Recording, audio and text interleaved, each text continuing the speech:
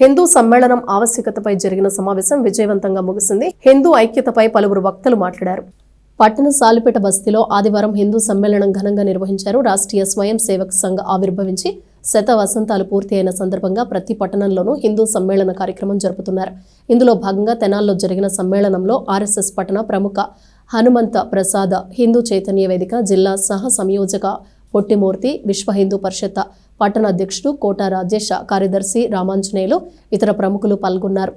హిందూ సంఘటన, భారతదేశ ఐక్యత ఈ రెండిటి గురించి 100 సంవత్సరాల నుంచి దేశభక్తి, క్రమశిక్షణ ప్రజలకు నేర్పుతున్న రాష్ట్రీయ స్వయం సేవక సంఘ్ ఈ శతాబ్ది సంవత్సరం సందర్భంగా సంఘ విస్తరణ కోసం, దేశ ఐక్యత కోసం శతాబ్ది కార్యక్రమాలు చేపట్టింది.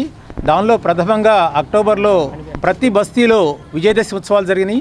దేశవ్యాప్తంగా 90 నగరాల్లో, గ్రామాల్లో, 90,000 నగరాల్లో, గ్రామాల్లో విజయదశమి ఉత్సవాలు జరిగినాయి. ఆ తర్వాత సుమారుగా 10 కోట్ల మందికి హిందూ సంఘటన ఆవశ్యకత గురించి గృహ సంపర్కం చేయటం జరిగింది. నవంబర్ నెలలో, డిసెంబర్ నెలలో ప్రతి బస్తీలో, ప్రతి గ్రామంలో హిందూ సమ్మేళనాలు నిర్వహించడం జరుగుతుంది.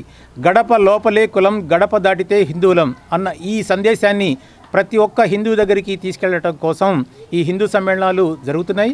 హిందూ సమ్మేళనాలు లోకల్గా ఉన్న ప్రజలే తమకు తాముగా గుర్తించి హిందూ సంఘటన ఆవశ్యకతను గుర్తించి జరుపుకుంటున్నారు. తెనాలి నగరంలో మొత్తం 13, చుట్టూత గ్రామాల్లో 6, మొత్తం 19 హిందూ సంఘటన